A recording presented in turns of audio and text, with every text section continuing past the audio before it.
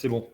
Donc, Jennifer, qui est aux manettes derrière tout ça, nous dit que c'est bon, donc on va pouvoir démarrer. Donc, bienvenue à ce webinaire sur le LTEM, qui est une nouvelle technologie d'IoT cellulaire.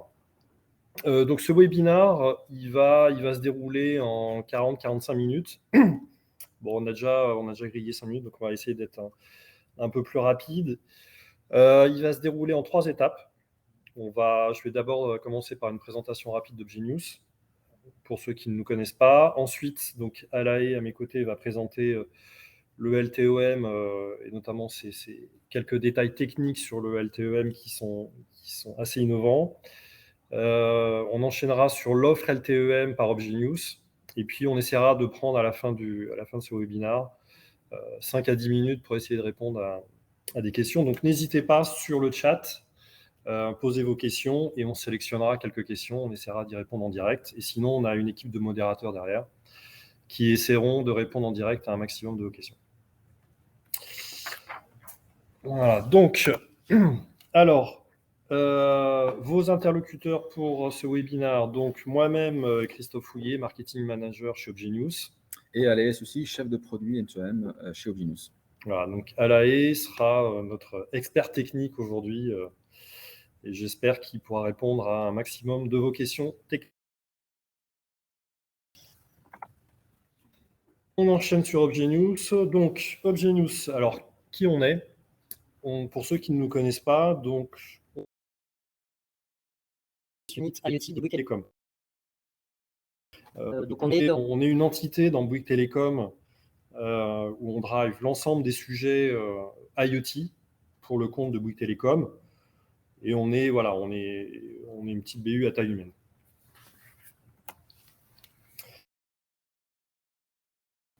Bouygues Telecom, IoT depuis plus de 20 ans, parce qu'on a été un des pionniers dans ce qu'on appelle le machine-to-machine ou le M2M. Il y a plus de 20 ans maintenant, à lancer les premiers cas d'usage en M2M. Donc, c'est vraiment une activité historique qui nous permet aujourd'hui de couvrir un ensemble, tout un panel de technologies, de la 2G à la 5G, aujourd'hui avec du LTEM et également un réseau LoRaWAN. Alors, on est acteur international, notamment parce que au sein de la BU, on bénéficie de l'ensemble des accords de roaming. Et je crois que c'est plus de 500 accords de roaming qu'on a avec des opérateurs dans le monde. Ce qui va nous permettre d'accompagner nos clients sur des usages partout dans le monde. Donc, vraiment un positionnement à l'international. Et bien sûr, on est exemplaire sur la sécurité et puis la qualité de service. Pourquoi ? Parce qu'on bénéficie de toutes les infrastructures de Bouygues Telecom et notamment de tous les systèmes de supervision de Bouygues Telecom.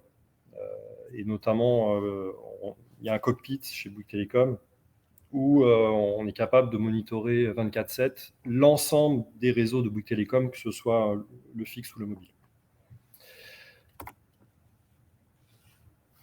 Alors, le cœur de métier d'ObjNews, c'est la connectivité. Mais au-delà de la connectivité, on se doit, nous, d'apporter du conseil à nos clients. Et ça c'est un axe très important de notre métier, parce qu'aujourd'hui, l'IoT peut être utilisé dans tout un tas de verticales marchés. Vous en avez quelques-unes ici là, sur le slide. Mais ce qui va être important, nous, dans notre rôle, c'est pouvoir vous accompagner en fonction des besoins métiers de chaque verticale marché sur la bonne technologie, prendre les bons axes au niveau de la sécurité et de la qualité de service. Alors, quelques références ici, vous reconnaîtrez des noms, je pense que vous connaissez très bien. On a aussi de plus en plus d'acteurs étrangers qui comptent parmi nos clients. Alors, arrivons au sujet qui nous intéresse plus particulièrement aujourd'hui, qui est le LTEM. Donc, je vais faire un petit zoom rapide sur le LTEM avant de laisser la parole à notre expert. Donc, le LTEM, qu'est-ce que c'est ? Déjà, c'est une évolution de la 4G qui est dédiée à l'IoT. Alors, la 4G qui est également connue sous le terme de LTE, qui est un peu moins utilisé, mais dans le jargon technique, LTE égale 4G. Donc c'est une évolution du LTE pour les machines, hein, puisque le M de LTE-M, c'est machines. Donc c'est qui va permettre de couvrir un large spectre. Alors, tant au niveau très varié sur LTE-M, mais également par ses capacités de pénétration dans les bâtiments. Et ça, on va le voir avec Alaï qui va nous expliquer tout ça. Un point fort énergétique des devices. Donc ça, c'est vraiment une nouveauté sur ces technologies cellulaires, c'est-à-dire qu'on va une capacité qu'on appelle LPWA. Donc LPWA, c'est un peu un terme dans le jargon de l'IoT pour dire Low Power Wide Area. Donc sous ce terme de LPWA, on trouve pas mal de technologies réseau qui ont été initiées à la base par des technologies comme Sigfox et LoRa, et qui aujourd'hui font partie pleinement des technologies cellulaires, et notamment avec des fonctionnalités spécifiques qu'on va retrouver dans le LTE-M. Alors, tout ça, ça nous amène à positionner en fait le LTE-M dans un portfolio de différentes technologies IoT. Et on voit ici le LTE-M sur ce graphe qui se situe entre, d'une part, la partie basse où on a positionné LoRa, où on sera sur une technologie qui sera avec des très faibles débits, mais avec une capacité énergétique en termes d'autonomie qui sera très forte. Et puis, sur le haut du graphe, des technologies comme la 5G, où là, on aura des très forts débits. Donc la 5G, même pour faire de la vidéo, par exemple, de très haute qualité. Et également la 5G avec des latences très faibles. Alors, la latence, hein, c'est la capacité, c'est la rapidité de transfert des messages. Et donc ça, au niveau de la 5G, ça sera extrêmement utile, par exemple, dans le cadre de la voiture autonome. Donc on voit bien que le LTE-M, lui, va se positionner un petit peu entre les deux. Il va permettre non seulement d'optimiser des cas d'usage qui sont existants, mais également, il va permettre de créer des nouveaux cas d'usage. Donc c'est ça qui est extrêmement intéressant dans le LTE-M. Alors, d'une part, on va retrouver en fait les capacités de forte pénétration dans les bâtiments du LTE-M qui vont amener naturellement le smart building à utiliser du LTE-M. Donc dans le smart building, on va mettre par exemple les cas d'usage d'optimisation énergétique des bâtiments. On va pouvoir mettre également tout ce qui est maintenance des appareils dans un bâtiment, que ce soit une VMC, que ce soit une chaufferie ou autre. Donc LTE-M va très bien convenir parce qu'il a une capacité de pénétration dans le bâtiment qui va être extrêmement intéressante. Et puis, d'un autre côté, on aura les capacités low power, donc d'autonomie énergétique, qui vont ouvrir tout un tas de cas d'usage qui sont plus ou moins couverts aujourd'hui par la 2G, par du LoRa ou autre. Tracking. Donc on va du tracking d'asset. Et puis tout ce qui est smart metering, où là on a besoin, par exemple, pour faire de la télérelève de tout type d'énergie, on va avoir besoin de capteurs autonomes en énergie qui fonctionnent uniquement sur batterie. Donc voilà, donc un large spectre de cas d'usage avec des configurations multiples. Et tout ça fait qu'aujourd'hui, Obgenius est capable de présenter un portefeuille de technologies, de LoRa à la 5G en passant par LTE-M, 2G, 3G, 4G, qui va couvrir vraiment un maximum de cas d'usage. Donc là, il faut venir nous voir vraiment pour savoir quelle est la bonne technologie. Voilà. Et donc je laisse la main à Alaï qui va rentrer dans les plus en détail sur donc, ces technologies. Merci. Avant de rentrer dans le détail des fonctionnalités LTEM. Donc, je vais vous présenter rapidement les principaux atouts de la technologie LTEM. Donc, le premier atout principal, c'est la pérennité. Pourquoi ? Comme l'a rappelé Christophe au départ en introduction, donc c'est une technologie qui est basée sur la 4G. Donc, c'est un réseau assez mature aujourd'hui et qui a encore effectivement de l'avenir devant lui. Donc, donc d'un point de vue pérennité, donc le LTEM aujourd'hui s'appuie sur un socle solide. Et en plus, c'est une technologie qui sera nativement inclue dans la 5G.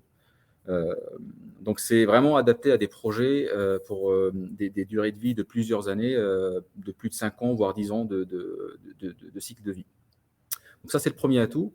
Le second atout qui est très important également, qui permet justement d'adresser d'autres usages, des nouveaux use cases en fait, qu'on ne pouvait pas adresser avant à travers les technologies cellulaires, notamment 2G, 3G et 4G également, c'est la pénétration améliorée du LTEM grâce à un mécanisme que je décrirai après dans les slides. Donc, c'est un mécanisme de répétition qui permet justement d'augmenter la sensibilité en fait, de la technologie sur la perte du signal en traversant des obstacles. Donc, le LTEM il est beaucoup plus permissive sur les pertes de signaux en traversant des obstacles. Donc, ça permet de proposer, on va dire, de garder, on va dire, les devices connectés à un réseau en permanence avec une bonne performance pour les use cases qui sont dans les zones semi-enterrées ou enterrées.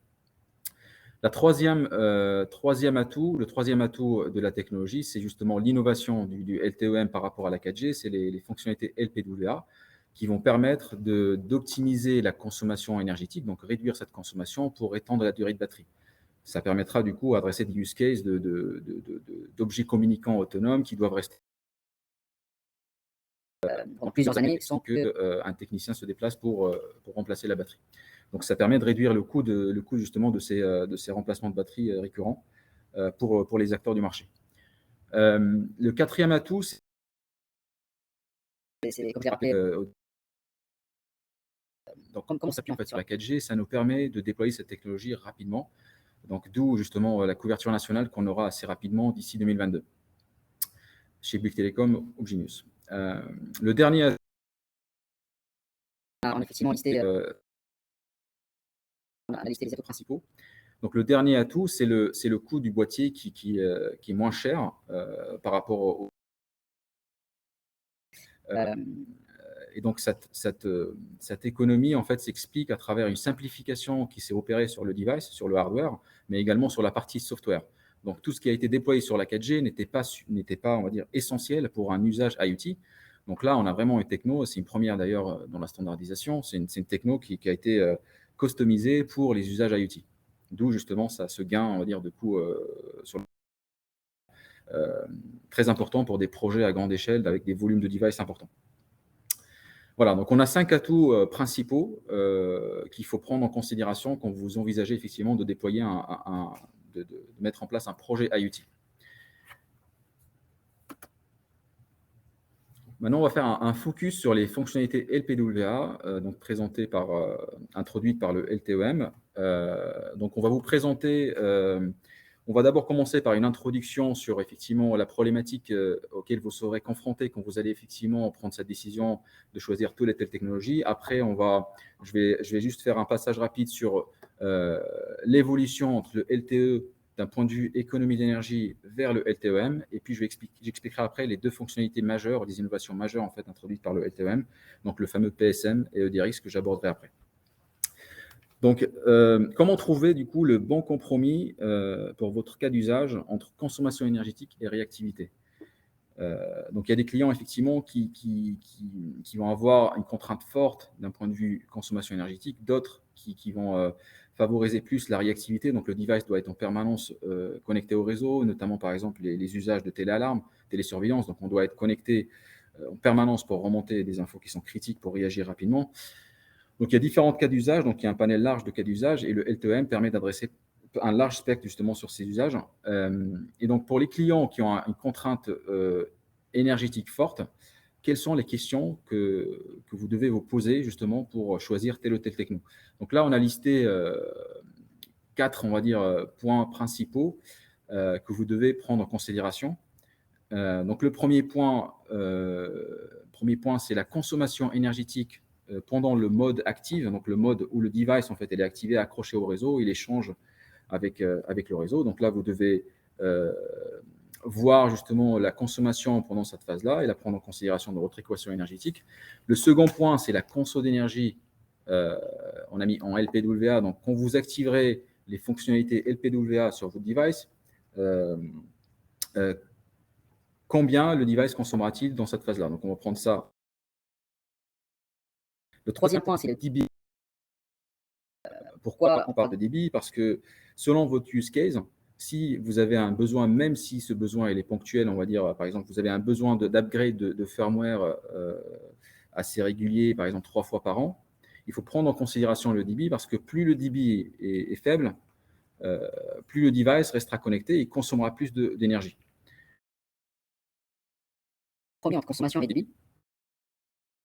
C'est important, les technologies avec un débit suffisant pour votre use case pour que le device reste le moins possible connecté au réseau. Donc, consommera moins d'énergie. Le dernier aspect, entre autres, donc la mobilité intelligente ou la mobilité tout court. Si vous avez un use case mobilité, donc un objet qui est en mobilité en permanence, qui consomme, qui envoie des paquets, on va dire, assez importants, donc la mobilité est un axe majeur, est un axe important à prendre en considération. Pourquoi? Il faut savoir si effectivement la technologie que vous allez choisir ne supporte pas la fonctionnalité de mobilité intelligente, c'est-à-dire cette faculté de passer d'une cellule à une autre en toute transparence, en réduisant justement la consommation. Vous aurez en fait une consommation accrue de la batterie quand vous passez d'une cellule à une autre parce que le boîtier communicant, il va persister en fait, il va essayer de s'accrocher toujours à la cellule initiale, même si effectivement il a à côté de lui en fait une autre cellule qui est plus proche et qui a un signal plus important. Donc à ce moment-là, en fait, en persistant, ça veut dire qu'il va faire plus d'efforts, donc il va émettre plus de signal, il va essayer de s'y accrocher, donc il va consommer plus. Donc voilà, donc ces quatre points doivent être analysés et pris en considération pour derrière choisir effectivement vers quelle technologie s'orienter. Donc le LTEM pourrait être du coup une technologie à choisir selon effectivement vos besoins et vos contraintes métiers.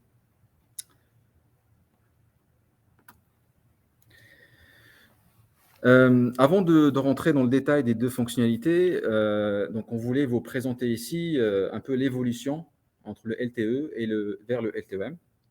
Qu'est-ce qui a changé en tout cas entre les deux technologies d'un point de vue consommation énergétique? Donc là, on a une présentation temporelle. Donc on a dans les abscisses le temps et puis la consommation énergétique représentée sur les ordonnées. Donc vous avez 3 phases sur le fonctionnement classique du LTE. Donc la première phase donc, à retenir, c'est la phase de démarrage. Donc en bleu, que vous voyez en bleu à gauche du graphe. Donc c'est l'histogramme.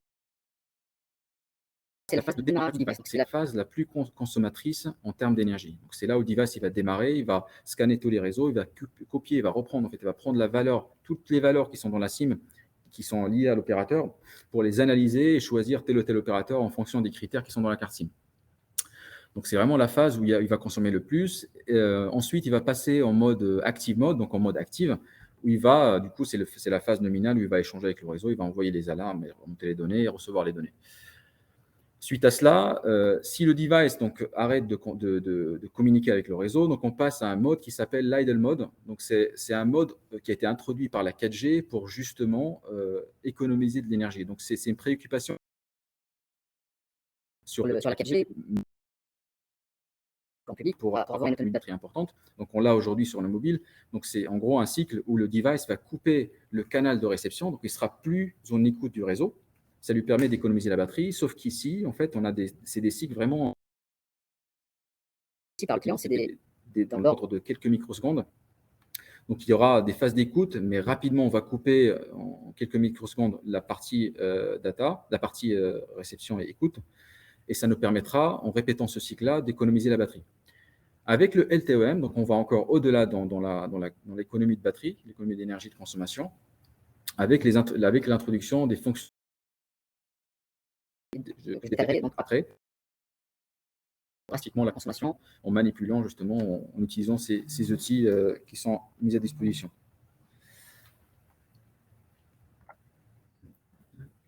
slide suivant.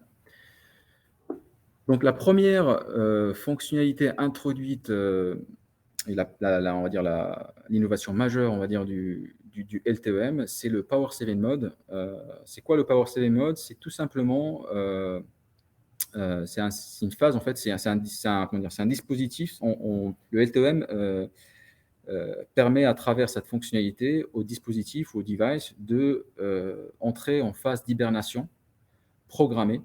Donc, c'est un cycle que vous pouvez paramétrer à travers des timers sur le réseau, et d'ailleurs sur lequel on sera ravi de vous accompagner pour l'adaptation de vos usages. Donc, n'hésitez pas à nous solliciter sur ça par rapport à votre projet. Donc, c'est paramétrable. Donc, vous avez un cycle de veille d'hibernation programmé que vous mettez en fonction de votre usage.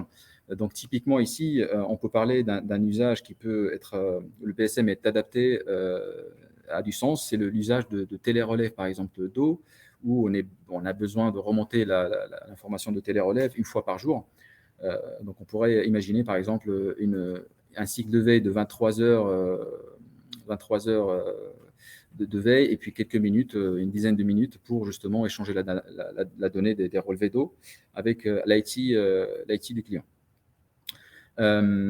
Ce qu'il faut noter ici, c'est que cette fonctionnalité PSM, l'avantage ou justement l'innovation du PSM, parce qu'on peut se dire aujourd'hui, on a déjà des solutions sur le marché qui permettent justement d'éteindre le module et de mettre en place, on va dire, ce cycle d'hibernation.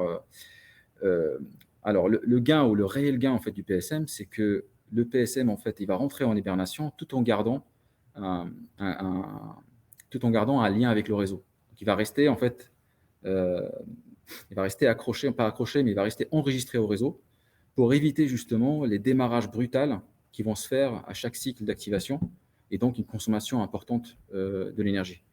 Donc, voilà, c'est ce qui différencie du coup le PSM, ou le vrai atout, on va dire, du PSM par rapport à des solutions de veille propriétaires qu'on voit sur le marché. Voilà, donc c'est une solution, vous l'avez bien compris, donc c'est une fonctionnalité primordiale pour des use cases avec un besoin d'autonomie très très lent. Donc c'est la fonctionnalité à utiliser justement pour ces use cases spécifiques. La seconde fonctionnalité introduite que j'ai présenté un peu j'ai présenté le prédécesseur, on va dire, de cette fonctionnalité sur la 4G. Donc, premier slide où je présentais l'évolution LTE vers le LTEM. Donc, sur la 4G, ça s'appelait le DRX. Donc, sur le LTEM, donc on l'appelle aujourd'hui le Extended Discontinuous Reception. Donc, c'est justement cette façon de couper la partie réception du réseau. Quand le device en fait ne trafique plus avec le réseau, on va couper la partie réception pour économiser de la batterie. Sauf que la différence avec le LTE, c'est que le LTEM permet d'étendre sa durée et de l'amener jusqu'à 43-42 minutes selon votre usage. Donc là, vous avez un cycle, on va dire, actif qui permet d'échanger les données dans les deux sens, et un cycle d'hibernation partielle qui permet toujours de remonter les données. Donc, qui est vraiment adapté qui ont une forte contrainte de temps réel sur le flux montant, comme par exemple la télé-relève, la télé-alarme. On a besoin de remonter vraiment l'alarme en temps réel pour déclencher les actions nécessaires et rapidement. Dernier point à avoir en tête, c'est que ces deux fonctionnalités peuvent être combinées si votre besoin s'y prête pour encore aller au-delà dans l'économie d'énergie et avoir des durées de vie encore plus importantes. Donc, pour ce faire, je vous invite à nous solliciter si vous êtes intéressé justement par ces deux fonctionnalités, vous voulez combiner ces deux fonctionnalités pour votre projet IoT. Donc, on serait ravis de vous accompagner là-dessus.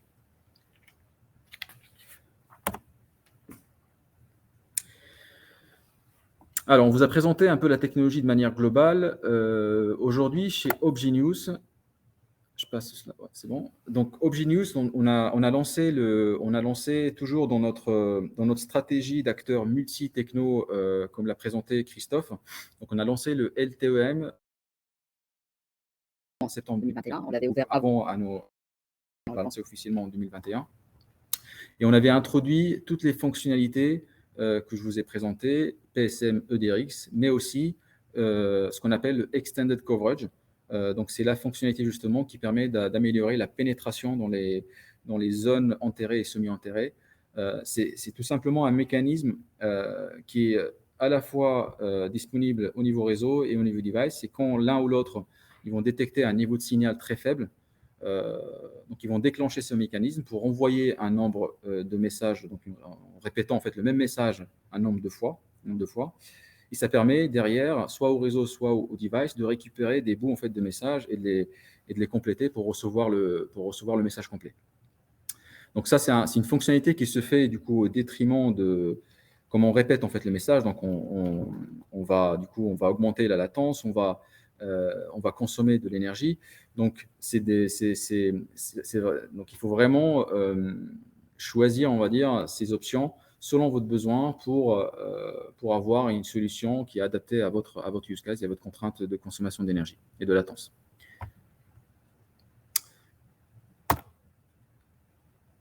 Donc, nous avons lancé le LTEM en 2021, septembre 2021. Nous allons avoir une couverture nationale en 2022. Donc, actuellement, donc pour les clients qui ont un besoin donc à l'international, ce que nous préconisons aujourd'hui, c'est un choix de device qu'on appelle combo, donc 2G LTEM, pour vous permettre d'avoir un footprint ou une couverture assez large pour vos besoins internationaux.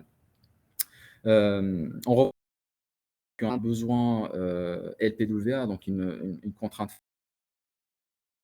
consommation d'énergie, donc une autonomie de batterie importante. Donc, du coup, par conséquence, l'obligation d'utiliser un device LTEM en lit.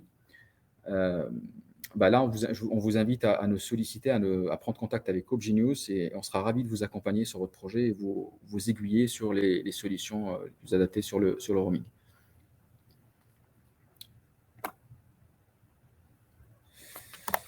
Alors, je passe au slide suivant si l'outil me le permet. C'est bon. Donc, une brique essentielle dans notre offre objet communicant, donc c'est le portail Gateway IoT. Donc, c'est un portail, c'est un guichet unique qui permet à nos clients vraiment d'être autonomes. De leur flotte, donc ça permet du début à la fin tout le cycle de vie de vos cartes SIM. Donc, ce portail s'appuie sur plusieurs modules. Donc, un module, je peux en citer quelques-uns. Donc, un module de gestion de commandes, par exemple, le suivi des commandes, un module de gestion de parc pour gérer votre parc en termes d'activation, en termes de services, activer les services. Vous avez également un module de supervision pour vraiment avoir la possibilité de faire une pré-analyse en toute autonomie sur les comportements de vos devices. S'il y a un problème, par exemple, vous avez même la possibilité de positionner des alarmes. Donc, changement, par exemple, de PLMS, changement de pays, sur des seuils de consommation. Donc, il y a vraiment un large panel d'alarmes que vous pouvez utiliser et recevoir des notifications en temps réel. Et vous pouvez même positionner une suspension automatique si, par exemple, vous avez un risque énorme de fraude et vous estimez, par exemple, que le changement de PLMN est risqué ou le dépassement de seuil de consommation. Automatiquement mettre un workflow pour que derrière, en fait, le portail suspend la ligne. Et vous pouvez bien évidemment derrière la réactiver si effectivement vous estimez que ce n'était pas un risque réel.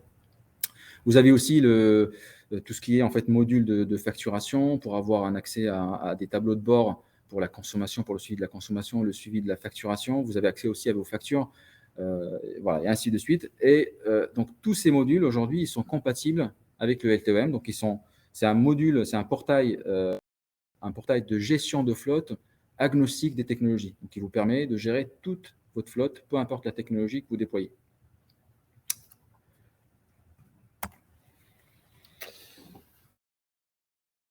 Pour ces explications techniques. Je t'en prie. Alors, moi, je vais faire une petite conclusion en essayant de résumer en 3 points les gros avantages du LTEM. Hein, s'il y a 3 points sur lesquels vous devez sortir de ce webinaire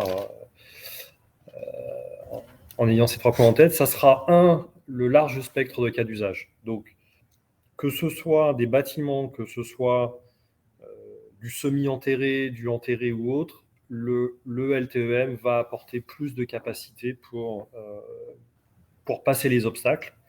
Donc ça, c'est extrêmement intéressant. Alors, et aussi sur le tracking. Donc ça va être intéressant. Pourquoi? Parce que de batterie étendue. LPWA, donc je rappelle, LPWA, Low Power Wide Area. Donc la capacité vraiment d'avoir des capteurs autonomes sur batterie qui vont durer jusqu'à, citer jusqu'à 10 ans sur du smart metering. Donc voilà, là on a un nouveau cas d'usage pour une technologie cellulaire. Et enfin, la pérennité de cette solution, puisque c'est une solution, donc c'est une nouvelle solution cellulaire qui est aujourd'hui largement implémentée par l'ensemble des opérateurs dans le monde, qui va se généraliser de toute façon à terme, et qui est déjà compatible avec la 5G. Voilà. Autre point sur la partie device, donc on a aujourd'hui déjà de nombreux partenaires device makers qui travaillent des devices LTE-M. J'en citerai quelques-uns, comme par exemple Atim, qui vient de sortir un en LTE-M. Pas mal d'entrées analogiques et numériques sur son capteur. Donc ça, c'est extrêmement intéressant pour tout ce qui est smart metering et télérelève. Et puis de l'autre côté, on a des acteurs comme Aircogener ou comme Nashtec qui, eux, ont sorti plus des gammes de capteurs autour du tracking. Voilà. Donc, il y a déjà quand même pas mal de possibilités aujourd'hui sur le marché avec Enfin, en tout cas, je vous invite vivement à nous contacter. Vous avez l'adresse de contact en dessous, contact@opgenius.com. On a nos experts qui sont là, à La Haye, mais pas que. Il y a quand même pas mal de monde chez nous qui est capable de vous accompagner sur vos projets. Donc n'hésitez pas, on est là pour ça et on va essayer de vraiment vous apporter les meilleures réponses possibles. Donc voilà, je me tourne vers Jennifer qui va peut-être nous sélectionner quelques questions qu'on puisse répondre en direct, à l'oral. Alors oui, bonjour à tous. Je ne sais pas si vous m'entendez ou pas. J'ai l'impression que ça marche. Alors on a eu beaucoup de questions sur le chat. Alors première question, sur quelle fréquence précisément se base le LTE-M ? Alors aujourd'hui, nous on a décidé, pas que nous, on a décidé de déployer sur la fréquence 800, donc la fréquence 800 MHz, donc pour la simple raison que c'est une fréquence en termes de pénétration qui est très importante, donc qui porte très très loin. Et donc c'est le choix qui a été fait par la majorité des acteurs sur le marché. Après, il y a d'autres fréquences sur d'autres régions qui ont été choisies par d'autres opérateurs. Donc, si effectivement vous avez un besoin à l'international, je vous invite à nous contacter pour qu'on vous accompagne justement sur ce choix à prendre en considération avant effectivement les zones où vous déployez vos solutions. Alors, une question peut-être plus pour Christophe. On a David H qui demande, est-ce que cela veut dire que le LoRaWAN n'est pas pérenne ? Alors, par rapport à LoRa, et c'est vrai qu'on l'a vu tout à l'heure dans le petit panel, enfin dans le portfolio de technologies, LoRa va être positionné sur la partie basse là, de mon petit graphique. En fait, LoRa est vraiment prévu pour faire du LPWA. Donc, LoRa est complètement optimisé pour l'autonomie énergétique. Par contre, LoRa va avoir aussi des défauts. Et du coup, le LTE-M, lui, va pouvoir, sans être aussi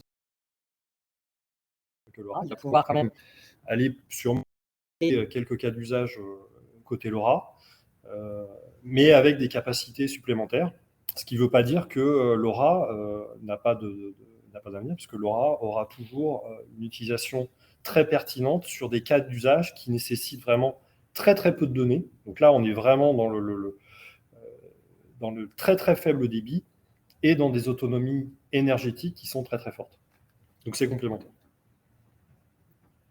On a aussi une question qui demande quelles sont les principales villes en France, pour les principales villes en France, quand cette technologie sera-t-elle disponible Sur les principales villes, c'est ça? de France? Ville commune. Donc Commune. les communes. Bah, aujourd'hui, on a lancé la technologie LTEM sur plus de 1400 communes. Donc, tous les métropoles et les communes, comment dire, À haute à densité. à haute densité, merci Christophe, donc sont couvertes d'ores et déjà avec le LTEM et un projet de généralisation est en cours. Donc cette couverture sera élargie au fur et à mesure et on aura une couverture nationale, comme je l'ai dit dans la présentation, en 2022. Donc une couverture qui est similaire en fait à celle de la 4G aujourd'hui. Merci. On a une question de Denis qui demande: est-ce adapté à une utilisation en plein champ et est-ce basé uniquement sur les antennes 4G? Oui, effectivement, qui peut le plus, peut le moins. Quand je parlais des zones semi-enterrées ou enterrées, bien évidemment, la portée ou ce gain de pénétration, elle est aussi présent dans ce qu'on appelle l'outdoor dans le jargon télécom, donc effectivement à l'extérieur. Donc, c'est tout à fait adapté. Excusez-moi, c'est quoi la deuxième question? Donc, il y a sur les champs. Sur les antennes 4G. Les antennes 4G, oui. Donc, en fait, ouais, tout à fait. Donc, le LTEM, donc, c'est une conséquence de ce qu'on vous a dit au départ. En fait, comment on s'appuie sur le réseau 4G, donc on s'appuie sur les antennes 4G. Donc, aujourd'hui, on utilise, on va dire, un canal sur les antennes qui sont déjà présents sur le territoire français pour écouler ou gérer le trafic du réseau LTEM. Donc, c'est les mêmes équipements. Il y a juste effectivement il y a eu justement un upgrade software en fait qui a été opéré sur les antennes pour qu'il soit compatible avec le LTEM. Mais c'est vraiment une évolution, comment dire, pas très dimensionnante comparée à d'autres technologies qu'on peut voir sur le marché.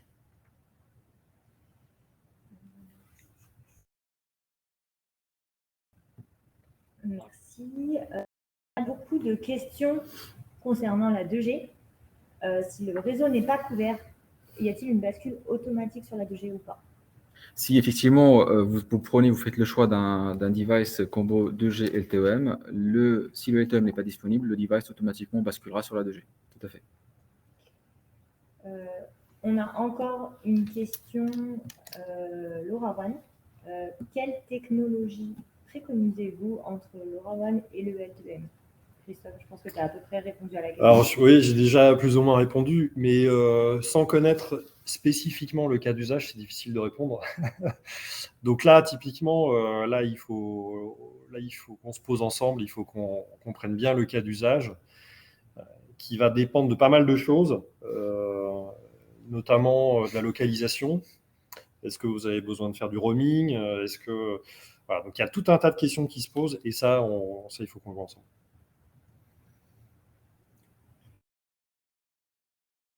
On a aussi une question d'Amélie. Faut-il des SIM spécifiques pour utiliser le LTE? Non, il ne faut pas des SIM spécifiques. Aujourd'hui, les SIM qui sont déployés, on va dire récemment, les SIM qui sont compatibles 2G, 3G, 4G, il y a juste ce qu'on appelle un provisioning. Donc, c'est un ajout de service au niveau réseau pour que vous puissiez avoir accès à notre réseau LTEM. Après, il y a pour les clients, effectivement, qui ont un historique de carte SIM qui remonte à très, très loin. Donc, les SIM, par exemple, 2G en lit qui datent d'il y a 10 ans. Donc, ces SIM-là nécessitent un remplacement, bien évidemment. Ils ne sont pas compatibles avec le réseau 4G. Donc, c'est vraiment comme le LTEM s'appuie sur la 4G, donc on hérite de tout ce qu'on a aujourd'hui sur la 4G. Merci. On a aussi une question de Miura qui demande, avec nos objets qui sont actuellement en 4G, si on veut faire une migration vers le LTEM, que faut-il faire? Alors là, malheureusement, il faut changer de device. Donc, un module 4G n'est pas compatible avec le LTEM. Donc, il y a malheureusement un rétrofit de parc à faire, parc device, pour que vous puissiez avoir accès au réseau LTEM. Alors, attention, selon le cas d'usage, on va pouvoir faire des choses en 4G qu'on ne pourra pas faire non plus en LTEM. Bien sûr, selon le cas d'usage, effectivement. Après, si vous avez pris votre décision en prenant en compte ce qu'on a exposé là dans la présentation avec tous les critères et la technologie, effectivement, là, malheureusement, il faut changer de device.